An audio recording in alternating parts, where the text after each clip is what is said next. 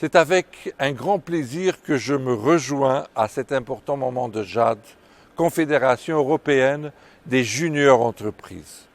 Le lancement d'un nouveau mandat marque et stimule sûrement un engagement de renouvellement et d'approfondissement du travail que cette organisation envisage pour une Europe plus forte et plus compétitive dans le contexte global de l'économie.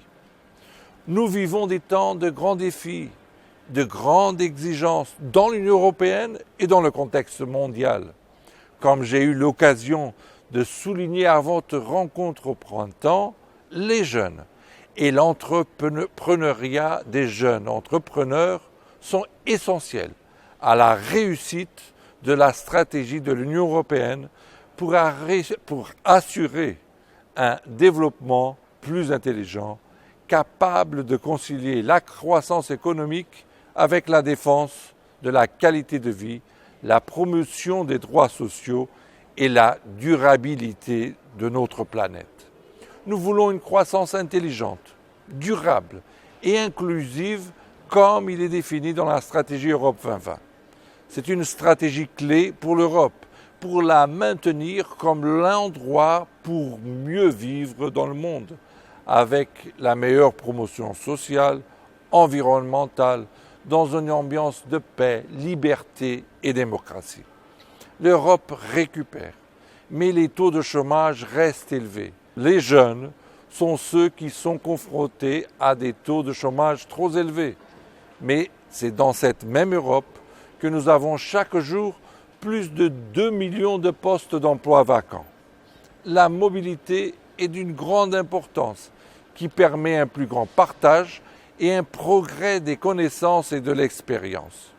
Mais cette mobilité des citoyens, nécessaire et importante au sein du marché unique européen, se coince souvent en l'absence d'un véritable sentiment d'identité européenne. Parfois, quand on passe d'un État membre à l'autre, on a automatiquement une barrière mentale et nous nous supposons immigrants. Cela empêche la pleine réussite du marché unique et du projet européen. À cet égard, les jeunes ont un défi très important pour l'avenir de l'Union européenne. Les jeunes, en particulier les jeunes entrepreneurs, doivent contribuer pour le renforcement d'un fort sentiment d'identité européenne. Il est important que nous nous sentons plus européens afin que nous puissions faire un meilleur usage des opportunités et défis que cet espace proportionne. Pour cela, on a beaucoup de fonds et de programmes comme l'Erasmus+, le réseau EUROS, les fonds de la politique de cohésion, l'initiative pour l'emploi des jeunes, qui sont des instruments, des programmes pour améliorer les compétences des jeunes. Pour la compétitivité des entreprises, en particulier la compétitivité des petites et moyennes entreprises, l'Union européenne fournit, dans le cadre financier actuel 2014-2020, environ 2,5 milliards d'euros au programme COSME, avec le but de faciliter l'accès au financement pour les PME, de créer un environnement favorable à la création et la croissance des entreprises, afin aussi d'encourager une culture d'entreprise en Europe. Nous vivons maintenant dans un monde global où le développement se déroule à une vitesse de plus en plus vertigineuse, ce qui oblige à la recherche, l'innovation, la connaissance. Les jeunes entrepreneurs européens doivent adopter une approche plus forte et stratégique pour le programme Horizon 2020. Ce programme, dans le domaine de la recherche et de l'innovation, a un budget à la hauteur de 80 milliards d'euros.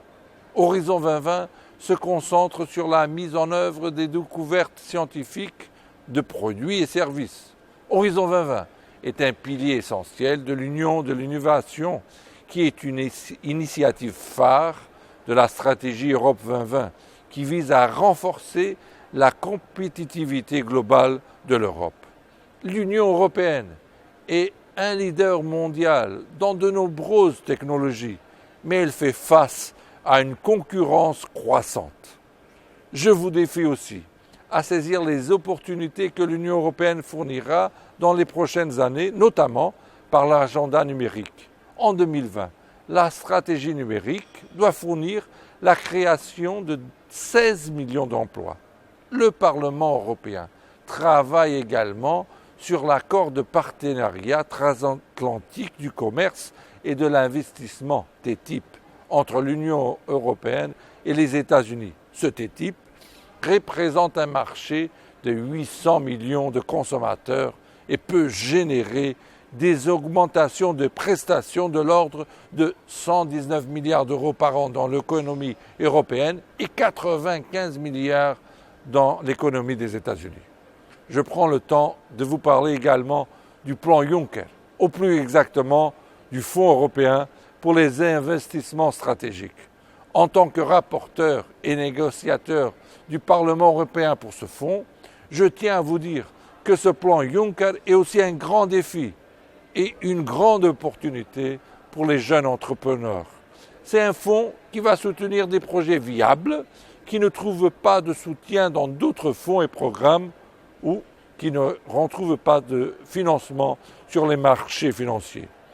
Ce fonds couvre plusieurs domaines, notamment la recherche, le haut débit, l'efficacité énergétique, l'éducation, le tourisme, la santé, les infrastructures. Ce fonds va avoir un impact majeur pour renforcer la compétitivité des entreprises européennes, en particulier à la croissance économique des PME et à la création d'emplois. Déjà approuvé par les institutions européennes, il sera en octobre en pleine opération.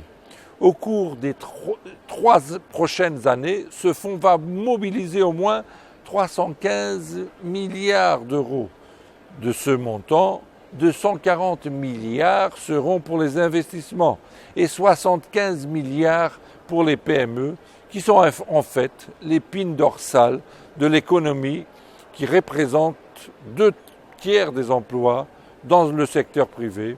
Et ces petites et moyennes entreprises sont 99% des entreprises dans l'Union européenne. Nous sommes en train de vivre un moment unique, un moment avec des défis et des grandes opportunités. C'est un bon moment pour les jeunes, notamment les jeunes entrepreneurs, qui ont un rôle très important dans le développement et la compétitivité de notre Union européenne.